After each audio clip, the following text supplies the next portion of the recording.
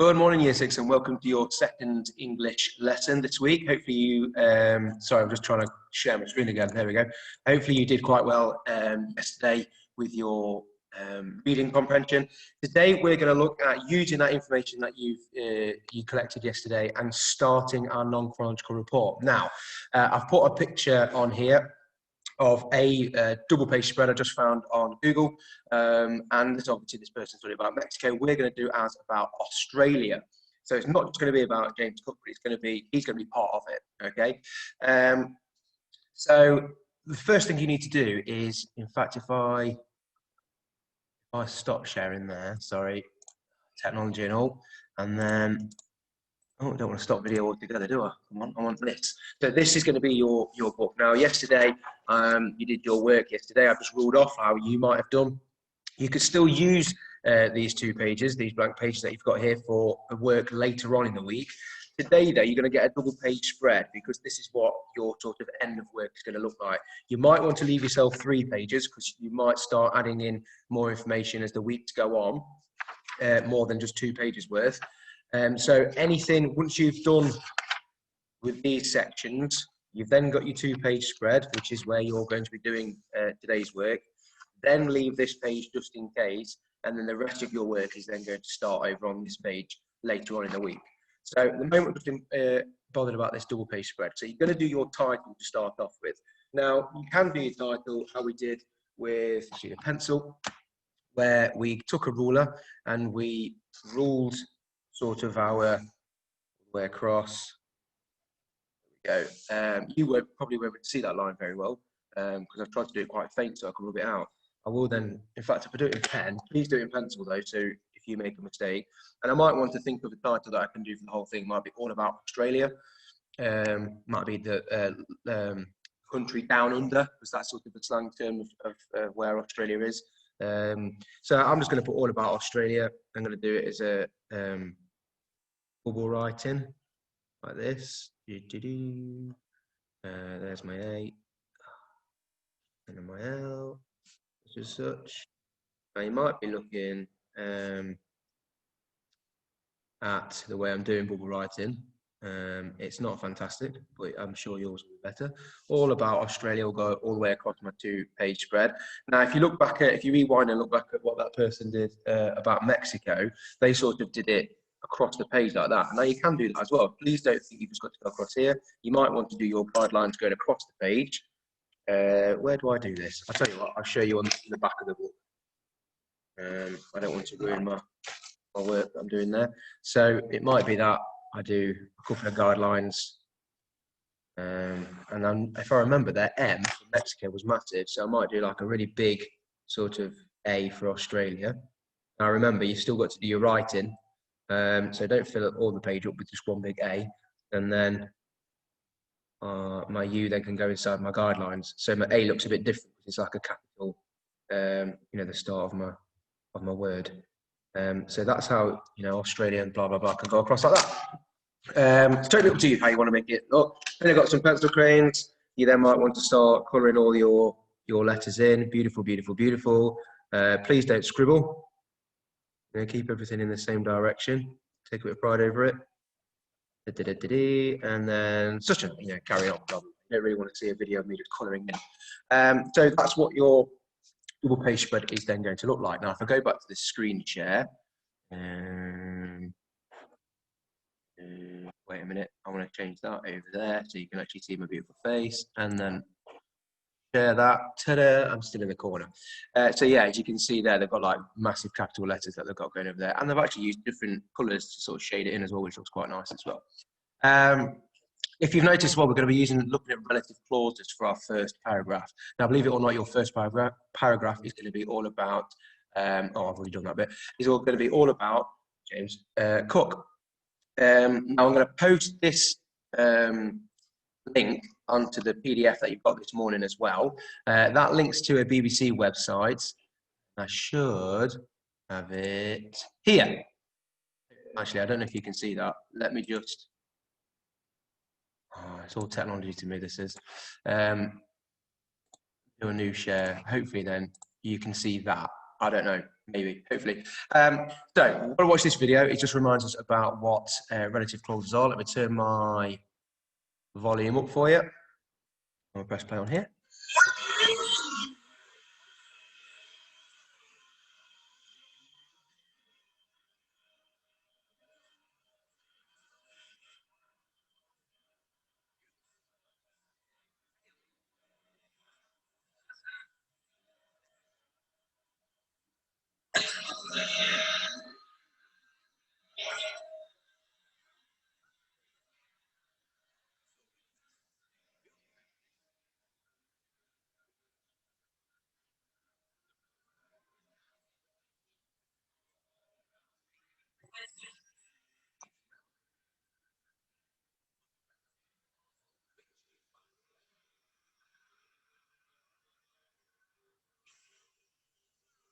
Lovely. Right, so you just watched that video, just a quick reminder about relative clauses. Now, you did also hear something called a relative pronoun in there. Remember, the pronoun is just a word that gives you the introduction to the clause. There's lots of different types of different pronouns as well, which we'll look at in a second. So we've got a little task here, highlight the relative clause. So press play on here. If you follow the link, sorry about that. If you follow the link, you can do this yourself, but we'll do it together now. So Nessie, a Loch Ness monster who is long and scaly, slept all afternoon. Looking for that relative pronoun to start off. And luckily, they've given us the commas here to help us with our different clauses. You should be looking, I know who is a relative pronoun. So the rest of that clause up until that comma there should then be my relative clause. So let's just double check. The rest of it then should make sense by itself because that's the main clause. Nessie, the Loch Ness monster, slept all afternoon. I've got my noun, I've got my verb, I've got my subject, my predicate, and then I've got my relative clause in the middle as well. Let's just check. Oh, thanks very much. Beautiful, thank you very much. That's just a little quick thing, and then we've got like a 5-question quiz here. So have a quick pause between each question, see if you get these questions right. A relative clause gives us extra information about a noun, a verb, an adjective. I know a relative clause gives us extra information about a noun. Which of the following is a relative pronoun? Why, who, or what? You should then very quickly discover that it's who. Mr. Barker, who is incredible, is doing a video for his year sixes. There you go. And then spot the relative clause in this sentence. You found Nessie on that tree, which is by the lake. This was obviously already in the video before, so you should be very quick at getting this. Which is the relative pronoun, which is by the lake. The relative clause in this sentence. Nessie stood next to the man whose shirt was pink. Nessie stood next to the man whose shirt was pink. We know that who was a relative clause, so whose is also going to be a relative clause. Whose shirt was pink. And then finally, choose the relative clause to end this sentence. Nessie had a long tail like a snake, that was very scaly and big ears. And hopefully then you should have clicked that that is your relative clause. That was very scaly. And then hopefully you've got 5 out of 5. Now, something I remember, relative clauses are your W words, aren't they? Who, what, where, why. Oh, sorry, yeah. Who, which, where. And then you've got the that in there as well, which confuses me as well, to be fair. So just be careful of that. We're going to look now at this bit here because I've got something that I want you to do. I want you then to write a sentence including a relative clause about Captain Hook using the information which you wrote about yesterday. Oh, I'm reading that sentence. Have I already added a relative clause into that sentence there? I want you to do. Write a sentence including a relative clause about Captain Hook using the information which you wrote about yesterday. And here are your relative pronouns you could use here as well. So look, they're all the W words: who, which, where, when, and whose. But you've also got that in there as well. Okay, and then they've also tell you what they relate to. So if you use who, it's obviously a person. The object you're talking about, the noun, is about a person. Which is usually an object, the animals or things. Where is a place. When refers to time, and whose refers to the possession of that person. So Mr. Barker, whose hair is incredible, thank you very much, was doing a video for year 6. So you pause the video now, have a go at, I won't share screen again, but have a go at underneath your work from yesterday. You need to put today's date. You need to put your title as English, And then I want you to write a couple of sentences about James Hook, not Hook, James Cook. Jeez, I need to start that, not Captain Hook. Captain Cook, brilliant. How many times have I done that, do you reckon? Captain Cook, 2 sentences there for me. And then hopefully you can show me that work on portfolio. Pause the video now. And then I'm going to move on because hopefully you've already paused it and had a go. So these are my examples that I've got here. Captain Cook, I did put Cook, luckily, not Hook, who had joined the Navy, became a master cartographer. Cook's ship, which was called the Endeavour, crashed onto the Great Barrier Reef and took 2 months to repair. So that's just something I learned about yesterday and just wrote 2 example sentences. If you still haven't done that, now's the time to pause the video and write your 2 sentences. So we're now going to move on to writing our paragraph about James Cook, not Hook. So I don't know why I've saved that. I want to, no, goodness sake. I want to do 2-page display. There you go. Because this is now going to go in your books. You're going to have a subheading, which is Captain James Cook. And then, or you could put the discovery of the Great Barrier Reef or the exploration of the East Coast, something along those lines you could have as a title.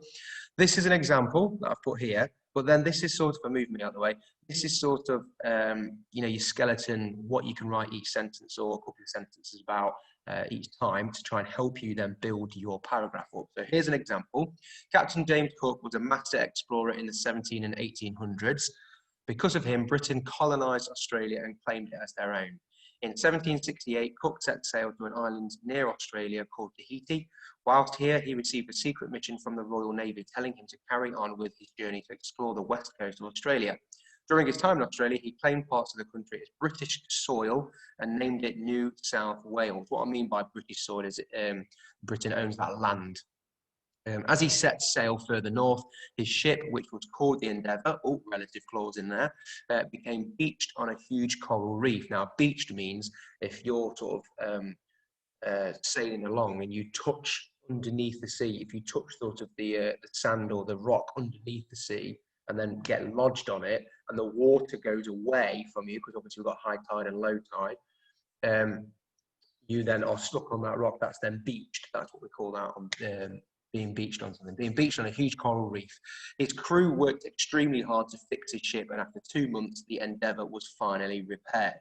However, Cook and his crew had discovered a huge natural wonder of the world, the Great Barrier Reef. Now, you don't want to go into much detail about the Great Barrier Reef because one of our subjects next week, which we'll be writing about in this report, will be all about the Great Barrier Reef. So you just want to sort of a little teaser at the end of your paragraph for your readers. Now, if I change camera, so if I stop share there, if I change camera and then share again, there we go. There you go. So you can hopefully see that. And then if I share screen again to that, hopefully now you can see these sort of sentences in a tiny little version of me writing here. Because I'm going to just go a quick model there using those 4 things on here. So that those 1, 2, 3, 4, 5, 7 things on there. We'll just count again. 6. Yeah. So I introduced who Cook was and that we colonised Australia. So I look back at what the model was on the board. Captain James Cook was a master explorer in 1800s. I could then say, I could start here. Captain Cook, who was, yeah. So then I've got my relative clause in there. So Captain. In fact, I need to put my heading, don't I? Captain Cook. I'm not going to be very imaginative because I just want to crack on. Obviously, you can make it as amazing as you want. Captain Cook and the exploration of the west coast, maybe. Captain Cook and his mystery discovery. So I'm just going to put Captain Cook there. So Captain Cook.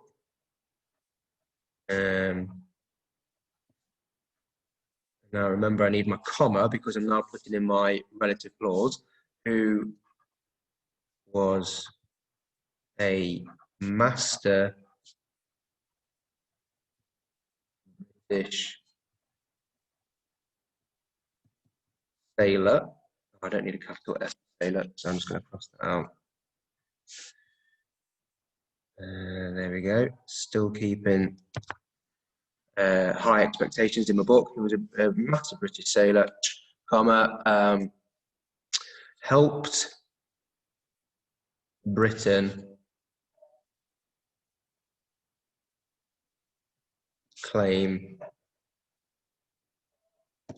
Australia as part of their empire. E for empire. Okay, so completely different sentence to the one that's on the board, but I'm using the same sort of idea about what that sentence is about. Then I need to tell the reader about his journey and where he went. So I look back at the one on the board. In 1768, so that's the year that I need to include, Cook set sail to an island near Australia called Tahiti. So I couldn't either change that round a bit, or if you found out any other information that you want to put in this sentence, by all means, go for it. So I might use the word destination in there, because that means that that's where he wanted to go. So I might put Cook's first or main destination was Tahiti, maybe. Now I've started with Captain Cook here, so I might put the destination or the main destination, as I said, didn't I? Because they had a few stops on the way to get supplies and everything, but the main destination, and actually bonus points if you can remember why they were going here in the first place. The main destination for this expedition